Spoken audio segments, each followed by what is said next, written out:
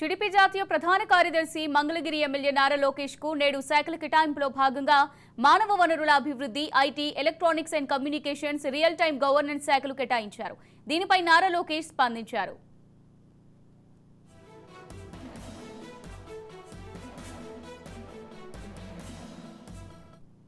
HRD, IT, electronics and communications, RTG శాఖల మంత్రిగా ప్రజలకు మెరుగైన సేవలు అందించే అవకాశం కల్పించిన చంద్రబాబు గారికి ధన్యవాదాలు తెలుపుకుంటున్నానని ఓ ప్రకటనలో తెలిపారు. నాడు పల్లె సేవే పరమాత్ముడి సేవ అని భావించి పంచాయతీరాజ్ శాఖ మంత్రిగా గ్రామాల రూపురేఖలు మార్చాను అని తెలిపారు. ఐటీ, ఎలక్ట్రానిక్స్ శాఖ మంత్రిగా అనేక కంపెనీలు తీసుకొచ్చి నిరుద్యోగ యువతకు ఉద్యోగ అవకాశాలు కల్పించాను. గత అనుభవం నేర్పిన పాఠాలతో ఇప్పుడు మరింత సమర్థవంతంగా పనిచేస్తానన్నారు. రాష్ట్రానికి ఐటీ, ఎలక్ట్రానిక్స్ కంపెనీలు తీసుకొచ్చి పెద్ద ఎత్తున యువతకు ఉద్యోగాల కల్పనే లక్ష్యంగా పనిచేస్తాను అని లోకేష్ పేర్కొన్నారు. టీడీపీ జాతీయ ప్రధాన కార్యదర్శి మంగళగిరి ఎమ్మెల్యే నారా లోకేష్ కు నేడు శాఖల కేటాయింపులో భాగంగా మానవ వనరుల అభివృద్ధి, IT, electronics and communications, real time governance శాఖలు కేటాయించారు. దీనిపై నారా లోకేష్ స్పందించారు. ఇక ఇదే అంశానికి సంబంధించి మరింత సమాచారం మా ప్రతినిధి రమేష్ అందిస్తారు. రమేష్, సుజాత, ఏదైతే మరి నారా లోకేష్ మంగళగిరి నుంచి గెలుపొందినటువంటి నారా లోకేష్ గతంలో కూడా 2014లో కూడా మంత్రిగా చేశాడు. పంచాయతీరాజు, అటు ఐటీ మినిస్టర్ గా పనిచేశాడు. ఆయన తనదైన శైలిలో కూడా మంత్రిగా కూడా పేరు తెచ్చుకున్నారు. ఈ నేపథ్యంలోనే ఆ మంత్రిగా కేటాయించినటువంటి శాఖల పైన కూడా ఈ రోజు మొత్తం 24 మందికి కూడా మంత్రి శాఖలైతే చంద్రబాబు నాయుడు శాఖలైతే కేటాయించారు. ఈ నేపథ్యంలోనే నారా లోకేష్ కి సంబంధించినటువంటి మానవ వనరుల శాఖకు సంబంధించి, అదేవిధంగా ఐటీ, ఎలక్ట్రానిక్స్, కమ్యూనికేషన్ శాఖలు కూడా కేటాయించినటువంటి నేపథ్యంలో ఆయన ఒక కృతజ్ఞతలు అయితే తెలియజేశారు. ఏదైతే మరి గతంలో చేసినటువంటి మంత్రి కన్నా చేసినటువంటి అనుభవం మరో ఇప్పుడు కేటాయించినటువంటి మంత్రివర్గానికి కూడా మరింత సమర్థవంతంగా పనిచేస్తానంటూ కూడా ఆయన ట్వీట్ చేశారు. ఏదైతే మరి చంద్రబాబు నాయుడు పెట్టినటువంటి బాధ్యతలని మరింత మెరుగైన సేవలు అందిస్తాను, రానున్నటువంటి రోజుల్లో ఎంతో మంది నిరుద్యోగులకి ఉద్యోగ అవకాశాలు కల్పిస్తానంటూ కూడా ఆయన చెప్పినటువంటి పరిస్థితి కనపడుతుంది. భారీ మెజార్టీతో గెలుపొందారు నారా లోకేష్. ఎన్నడూ లేని విధంగా మంగళగిరిలో ఇప్పటి వరకు కూడా అంత మెజార్టీ ఎప్పటి రానటువంటి నేపథ్యంలో నారా లోకేష్ కి మరి భారీ మెజార్టీ లభించినటువంటి పరిస్థితి కనపడుతుంది. అయితే ఈ నేపథ్యంలో మరింత బాధ్యత ఆయన పైన ఉందని చెప్పుకోవచ్చు. ఎందుకంటే మొదటి నుంచి ఓటమి చెందిన దగ్గర నుంచి కూడా మంగళగిరి నియోజకవర్గాన్ని కనిపెట్టుకున్నారు. రాష్ట్ర రాజకీయాల్లో ఒక కీలక నేతగా ఉన్నప్పటికీ కూడా మరి జాతీయ ప్రధాన కార్యదర్శిగా ఉన్నటువంటి నారా లోకేష్ ఆయన మార్క్ ని సంపాదించాలి. రానున్నటువంటి రోజుల్లో రాజధాని అంశంలో కానీ రానున్నటువంటి అనేక అంశాలకు సంబంధించి ఐటీ ఒక కీలకంగా మారేటువంటి అవకాశం ఉంది. 5 ఏళ్లుగా ఐటీ రంగం కూడా పూర్తిగా అటకెక్కినటువంటి నేపథ్యంలో వైసీపీ సర్కారు ఎక్కడ కూడా ఎలాంటి కంపెనీలు తీసుకోవటంలో కూడా విఫలమైనటువంటి నేపథ్యంలో అనేక మార్లు ప్రస్తావించారు. ఏదైతే మరి వైసీపీ సర్కారు నిరుద్యోగులను కూడా పూర్తిగా కూడా పట్టించుకోవట్లేదంటూ కూడా నారా లోకేష్ గతంలో అనేక మార్లు కూడా ప్రస్తావించినటువంటి పరిస్థితి. ఈ నేపథ్యంలోనే నారా లోకేష్ రానున్నటువంటి రోజుల్లో ఐటీ కంపెనీలే ప్రధాన లక్ష్యంగా ఉండేటువంటి అవకాశం ఉంది. రాజధానికి పెట్టుబడుల వ్యవహారంలో గానీ కీలకంగా మారేటువంటి అవకాశం ఉంది.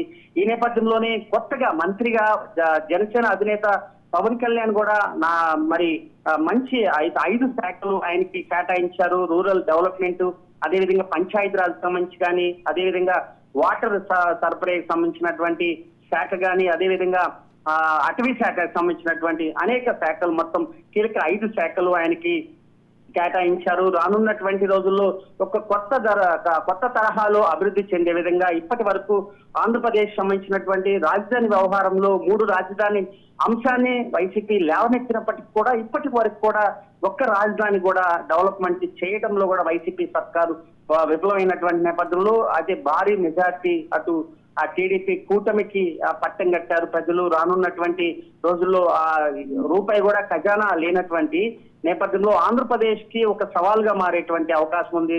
ఆంధ్రప్రదేశ్ ముఖ్యమంత్రి నారా చంద్రబాబు నాయుడు సంపద సృష్టించాలి, అదేవిధంగా రానున్నటువంటి రోజుల్లో కేంద్ర సహకారంతో మరి ప్రత్యేక హోదా అంశాలకు సంబంధించి కానీ, రాజధాని డెవలప్మెంట్ విషయంలో కానీ, మరి ఆ రాజధాని డెవలప్మెంట్ అటు విశాఖ ఆర్థిక రాజధానికి సంబంధించి కూడా మరి అనేక అంశాలు మరి అభివృద్ధి చెందాల్సినటువంటి నేపథ్యంలో వీటన్నిటిపైన దృష్టి పెట్టేటువంటి అవకాశం ఉంది. అదేవిధంగా గుంటూరు జిల్లాకు సంబంధించి కూడా మరి అటు జనసేన సంబంధించినటువంటి నాదెండ్ల మనోహర్ కూడా పౌర సరఫరాల శాఖ మంత్రి కూడా కేటాయించారు. అదేవిధంగా అనగాని సత్యప్రసాద్ కి రెవెన్యూ శాఖ, అదేవిధంగా మరి స్టాంపు రిజిస్ట్రేషన్ సంబంధించినటువంటి శాఖలు కేటాయించారు. అటు ప్రకాశం సంబంధించి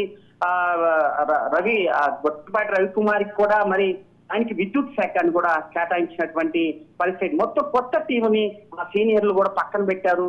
ఆ కొత్త వారికి అవకాశం కల్పించారు. జనసేన 3 అభ్యర్థులు మంత్రుల శాఖ వరించింది. అదేవిధంగా అటు బీజేపీ కూడా కీలక శాఖని కేటాయించారు. వైద్య ఆరోగ్య శాఖకు సంబంధించినటువంటి శాఖ కూడా మరి ఆయనకి కేటాయించినటువంటి నేపథ్యంలో రానున్నటువంటి రోజుల్లో చంద్రబాబు నాయుడు కీలకంగా అటు అభివృద్ధి పైన దృష్టి పెట్టనున్నారు. నిన్న ఐఏఎస్లు ఐపీఎస్లతో మాట్లాడినటువంటి సందర్భంలో కూడా రానున్నటువంటి రోజుల్లో మరో మీటింగ్ లో మరి ఇప్పటి వరకు 5 ఏళ్ల కాలంలో అధికారులు ఏ విధంగా పనిచేశారు, మరి పూర్తిగా కూడా వారి వైఫల్యాలను ఎండగడుతూ కూడా రానున్నటువంటి రోజుల్లో సమర్థవంతంగా పనిచేయాలి. మరోమారు కలుస్తాను, ఖచ్చితంగా పాలన పైన దృష్టి పెట్టాలి, ఎక్కడ కక్ష సాధింపుల చర్యలకి దిగకుండా అభివృద్ధి ధ్యేయంగా ముందుకెళ్లాలంటూ కూడా ఆయన ఐఏఎస్ ఐపీఎస్లకి ఒక దశానిర్దేశాన్ని ఇచ్చినటువంటి పరిస్థితి. ఇప్పటికే రాజధాని పూర్తిగా కూడా పనులు ప్రారంభమై సిఎస్ ఆధ్వర్యంలో ఎక్కడికెక్కడ కూడా పూర్తిగా అటవీ ప్రాంతంగా మారినటువంటి నేపథ్యంలో రాజధాని రైతాంగం ఇచ్చినటువంటి 33,000 ఎకరాలని కూడా మరి మొత్తం కూడా ఢిల్లీ చెట్లు అటు కంప పూర్తిగా కూడా మయంగా మారినటువంటి నేపథ్యంలో జేసీపీలు దాదాపు 200 జేసీపీలు పనులు ప్రారంభించాయి. రహదారులు గతంలో వేసినటువంటి రహదారులు పూర్తిగా కూడా మరి చెట్లు పట్టినటువంటి నేపథ్యంలో వాటన్నిటిపైన పాలన పైన కూడా దృష్టి సారించుకున్నారు. అదే క్రమంలో చంద్రబాబు నాయుడు సంబంధించినటువంటి శాఖల మంత్రుల కేబినెట్ జరిగేటువంటి అవకాశం ఉంది. 17 తర్వాత 4 రోజుల పాటు అసెంబ్లీ సమావేశాలు జరిగేటువంటి అవకాశం ఉంది.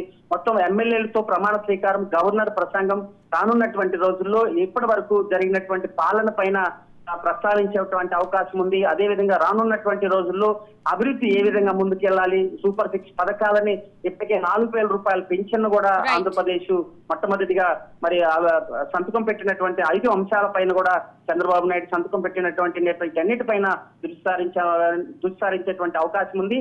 అయితే నారా లోకేష్ ప్రధానంగా అటు ఐటీ రంగాన్ని మరింత డెవలప్మెంట్ చేసే విధంగా ఎలక్ట్రానిక్ కమ్యూనికేషన్ వ్యవహారంగా ఇవన్నీ కూడా ముందుకు తీసుకెళ్లేటువంటి అవకాశం ఉంది. రాజధానిలోనే ఐటీ కంపెనీలు ఎక్కువగా తీసుకొచ్చేటువంటి అవకాశం. ఏపీఐసీలో గతంలో 2014 మంత్రిగా పనిచేసినప్పుడు కూడా దాదాపు 4 ఐటీ కంపెనీలని తీసుకొచ్చారు. అటు విజయవాడకి కూడా company. Right, thank you Ramesh.